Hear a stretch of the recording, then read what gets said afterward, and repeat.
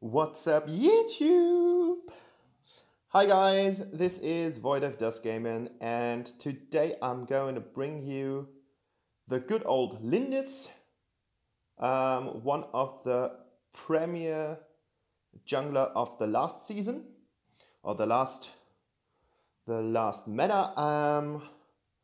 As I do some reading on Arena of Valor, I'm not in the Reddit club, but I do have some sources where I check the current meta. I have just read that the melee assassins are coming back to the jungle.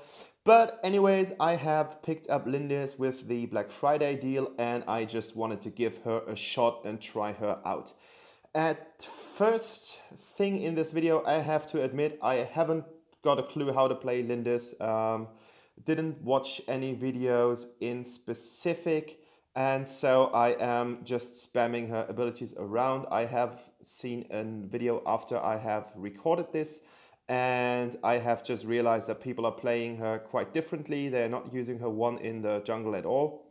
As soon as you have your traps ready, you are trapping stuff, but never mind. Like, I just wanted to play her. I just wanted to get a feeling of her. I wanted to know if she is still that good. I think she is still in one of the upper tiers, but this is a 5v5 standard match. No ranked stuff around, nothing too difficult, nothing too serious, and I just wanted to play Lindis and get the feeling of my recent purchase. So I think that her clear time is quite okay in terms of how fast she can deal with things in the jungle. So I have made it to level 4 here quite quickly, and we are just going in here, and the Dio-chan is able to pull off the double kill. Quite nice at this point of the game. My team, the Crashed and the Dio-chan, aren't that damaged. So you can see they have a lot of health even after engaging the two enemies, so we did a really good job here, and we are able to get the Spirit Sentinel as well. So at this point of the game, really good introduction of us. Here we go into the jungle. I do receive some damage here from the Alduin, and what I can tell and how I feel about her, yeah, that was just stupid. Like, this was just, don't do that. Like, I am supposed to be behind our tank. I have to be behind the Crash. I thought that I'm going to brush hop a bit, but this didn't work out. So don't do that. That's a no-go, and eventually you want to max out your one first with Lindis, and you will max out the second later, and your ult always if it is on. So level 4, level 8, level 12. Yeah, from the playstyle of Lindis, for the people who haven't played Lindis before, like, I really like her passive that she gets a speed buff as soon as she hit the brushes. That feels really assassin-like. That is like sneaking from one brush to the other. That feels really good, to be fair. Like, I really like that. That's kind of running from the bushes to the bushes, being really fast paced. So that's quite fun, actually, to use it like that. And then from the ability wise, like, I would say Lindis is special in terms of ADCs, such as, I mean, Violet does have her one that she can spam a lot, and she does a lot of damage with that one, but she still has to hit. So you roll and then you have to hit the enemy, and that makes her really strong. The Yawn has nice abilities as well, but the Yawn is also a really strong marksman in terms of the damage that he does, as well as the let's say we have the bunny guy, and I think Fennec is like a squirrel or something. So you've got Slims and you've got Fennec. Those guys do attack really fast, so they shred away armor, and they have their passives and their abilities. I just feel that Lindis is more based around her abilities. So if you trap correctly, if you use the wand correctly, and then of course you have the 5 stacks on the ultimate, that ghost thing that damages, so that's like direct damage from that ghost that she is running around with. I don't know where that ghost comes. Like, I haven't read her lore. Like, I don't know anything about the story of Lindis. I usually, if I really like a character and I've got some free time, I do that. But this time I didn't do it. So this is some good example how cool that one is. This kind of reveal the area around me buff. That helped us to get to the Morin here to farm him off and get the Dio-chan even more ahead. I think she is our main damage dealer in this game. That's like really funny. But we're still doing a good job. Like I do feel like Lindis can clear the jungle quite fast. I'm not using her traps here. I should have used her traps more. That's something that I realized in hindsight.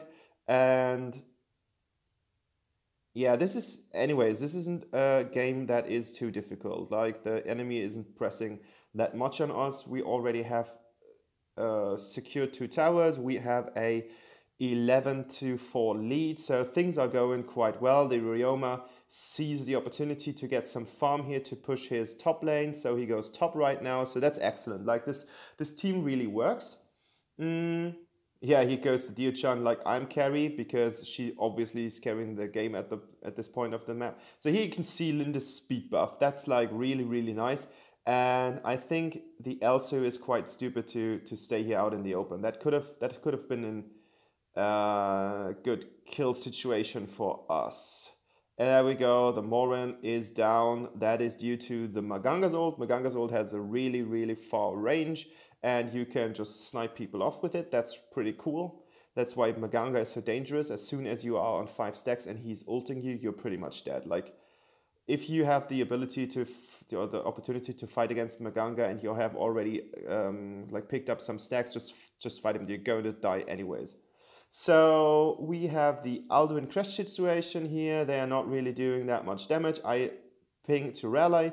And I'm going in here and we are able to get off that kill. I just have been a bit too far out in the open, and so I got some tower damage, but that doesn't really matter as the Crash is healing me up. So nice team play here as well. I rally, the Maganga gives me, damages me, so I'm going to heal up as well. And despite being quite fat, the Dio-chan is not able to pick up both guys here, but that is just fine. The Elsu misses his shot here, so Elsu is pretty much insane at this time without being nerfed yet, but still he is a capable character if you know how to play him. And that's something that I like to do. Didn't really work out here. I should have punished this guy, but I do like to farm. I do like to farm in the enemy jungle and get as much farm as possible from their jungle, because every single monster that I'm killing means just less gold and less experience points for them. So that is always my intention here. And we are going to get that Azenka. And I am able to get off the double kill. The Alduin did kind of flash away, and this is the time where I should leave, because I am not the tank and I tend to tank around. Like I try to be out in the open, so I have to work on my positioning. You should always be between your tank and the enemy. Yeah, this is that is the German stupid keyword problem. I should always switch that before, but then I am stuck in English and then I have to switch back in German if I write to my friends and colleagues. So it takes me a while, and you shouldn't write that much. So this was just, I felt we had the game pretty much in our hand. It was 9 minutes. It was almost over. I think we have 1 or 2 levels each of us in terms of being ahead of the enemy. So this was really nice. Like, I didn't do that much, but then 3 to 5, that's something I can deal with if I take a new character. As I said, I haven't played Lindis before, not even in a 3 versus 3 or some other training match. So this was the first game with her that I really played. So I'm totally fine with what I have done here, and now I've getting the 3rd item, which makes her even stronger. Like, what I feel is that most of the AD carries, and Lindis is no exception for that, most of the AD carries if you are not able to get off 3 or 4 kills at the very beginning, let's say in the first 3 to 4 minutes, I just feel that you are having a harder time against the enemies because you don't have that much damage.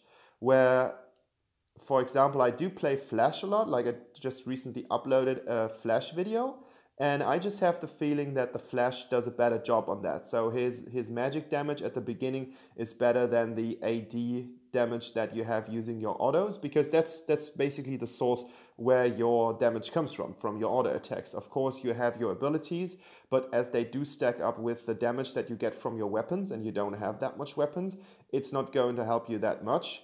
And even I am playing on like complete 90 Arcana, so I have my Arcana book maxed out fully. This is like tier 3 Arcanas only, and I think I've got like 96 AD something.